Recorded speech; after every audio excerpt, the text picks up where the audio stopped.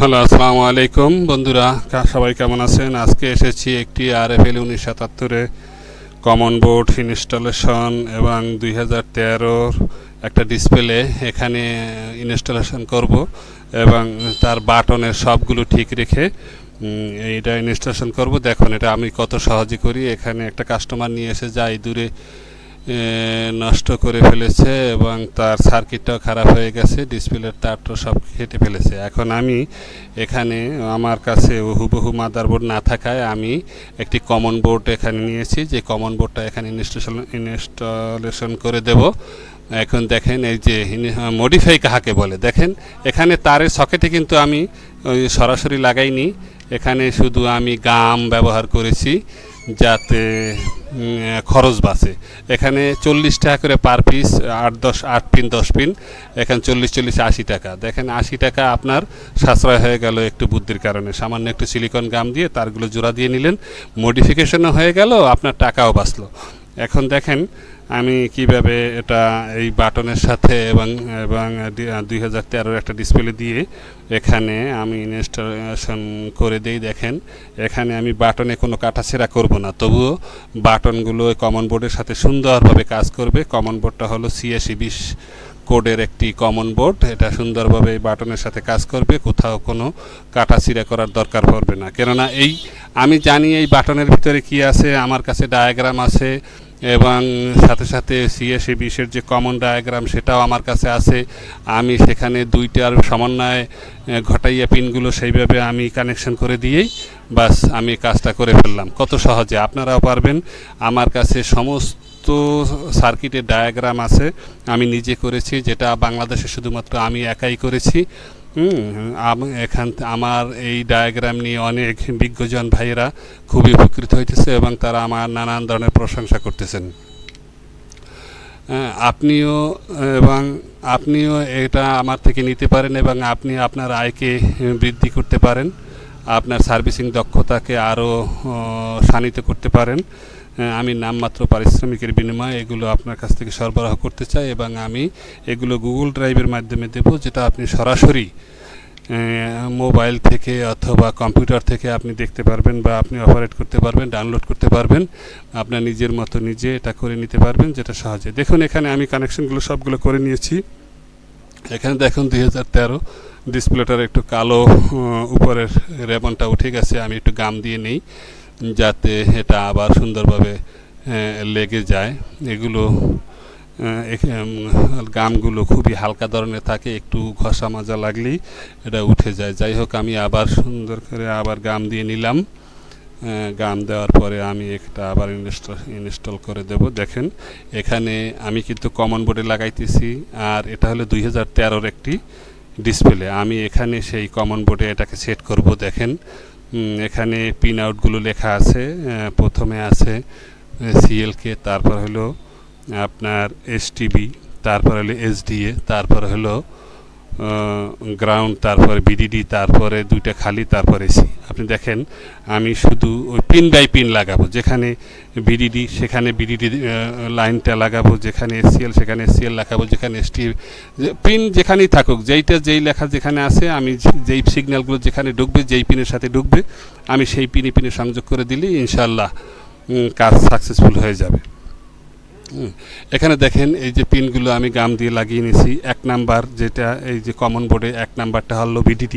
আমি সর্বপ্রথম এই VDD লাইনটা লাগাবো। VDD লাইনটা এখানে 4 নাম্বার পিনের সাথে যুক্ত। দেখুন আমি 4 নাম্বার ওই ডান থেকে 4 নাম্বার পিনে আমি সংযোগ করব VDD লাইনটি। এই VDD লাইন পজিটিভ ভোল্টেজ ঢোকে 3.3 আইসির জন্য, 7032 আইসির 4 নাম্বার পিনে সে ঢুকবে, আর সরি এটা হলো তার 18 নাম্বার পিনে ঢুকবে।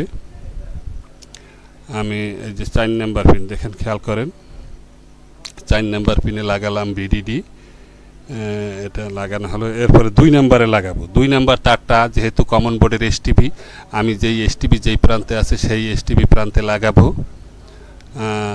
STB লাগানো হয়ে গেল। এরপর CLK 3 নাম্বারে যেহেতু CLK কমন বোর্ডের, কিন্তু CLK এটার 1 নাম্বারে, আমি সেই 1 নাম্বারের সাথে সিএলকে লাগিয়ে দিলাম।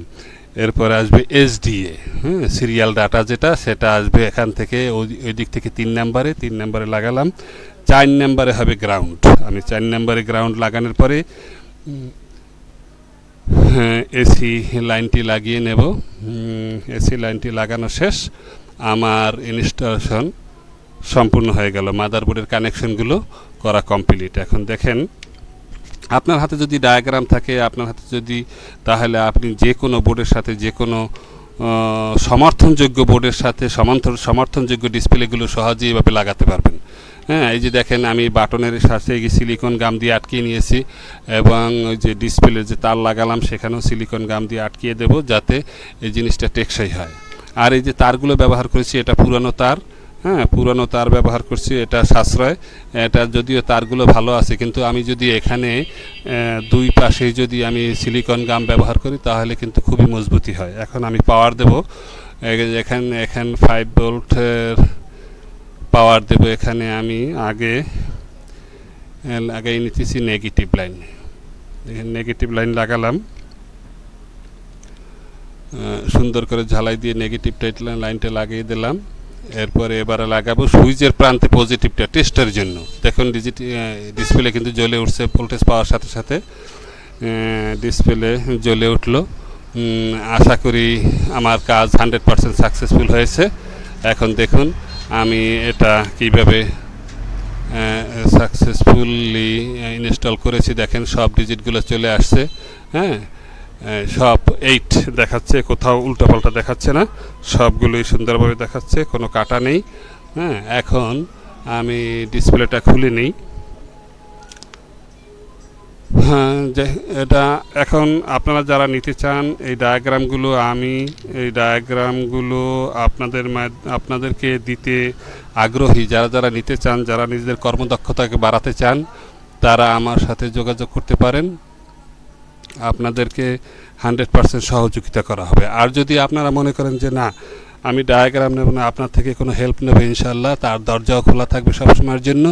আপনারা যখনই কোনো সার্ভিসিং সংক্রান্ত কোনো সমস্যা বা কোনো প্রবলেম সলভ করার জন্য ইনশাল্লাহ আমাকে নির্দ্বিধায় বলতে পারেন।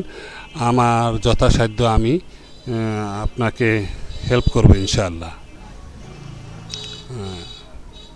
এখানে দেখেন, এখানেও আমি সিলিকন গাম দিয়ে আটকায় নিলাম। একটু শক্ত হোক, শক্ত হওয়ার পরে আমি ক্যালিব্রেশন করে দেখাবো বাটনগুলো ঠিকভাবে কাজ করছে কিনা, আপনাদের সামনেই দেখাবো। আপনারা দেখতে পাবেন যে বাটনগুলো সবগুলো ঠিকভাবে কাজ করে কিনা। অনেকে ভাবেন যে RFL 1977-এর সাথে কমন বাটন সেট করা যায় না। দেখুন কত সহজে আমরা করে ফেললাম। এই বাটনটা কিন্তু কমনই, বাটনের হুবহু কমনের মতনই, কিন্তু 1977 কাজ করে। দেখেন কমন বাটনের সাথেও কত সুন্দর কাজ করছে। এখন আপনারা দেখতে পাইবেন। আর এই যে গামগুলো কিন্তু সহজে দিবেন, যদি ছুটে যায় তাহলে কিন্তু আপনি অনাহুত একটা বিপদের ভিতরে পড়ে যাবেন। ওই সব গাম ছুটেই আবার সুন্দরভাবে কানেকশনগুলো করতে হবে। হ্যাঁ, এই জন্য খুব সাবধানতার সাথে বেশি করে গাম দিয়ে শক্ত করে আটকাই নেবেন, যেমন এইভাবে আমি আটকাই নিছি, দেখতে পাচ্ছেন। এখন দেখুন আমি কোথায় কোথায় কানেকশন করলাম। এই কানেকশনগুলো উপরে লেখা আছে, এখান থেকে নিচ থেকেও আবার আপনি দেখে দেখে নিতে পারবেন যে কোথায় কোন কানেকশন, কোথাও যেন ভুলটা হয়। ভুল হলে কিন্তু হবে না, আপনি ডায়াগ্রাম দেখে দেখে দেখে দেখে সুন্দর করে যখন লাগাবেন 100% কাজ করবে, হ্যাঁ, নির্ভুলভাবে কাজ করবে। আমি আল্লাহ রহমতে আপনাদের দোয়া এগুলো ডায়াগ্রাম দিয়ে অনেক উপকৃত হচ্ছে এবং মানুষদেরকে উপকার করতে পারছি, এই জন্য খুবই আনন্দিত। এই দেখেন আমি এখন অন করব, অন করে নিলাম। বাটন দেখেন এক চলে আসছে, 2 3 4 5 6 7 8 9 0 কেটে দিলাম সব সি। এখন দেখেন ক্যালিব্রেশন করে দেখাই একটু। ক্যালিব্রেশন ভুল হলো, 8620 টিয়ার। দেখেন হাফ জিরো চলে আসছে, এই যে হাফ জিরো চলে আসছে, উপরে ক্যাল লেখাটা চলে আসছে। 1 টিয়ার দিলাম, দেখেন এই 2 চলে আসছে।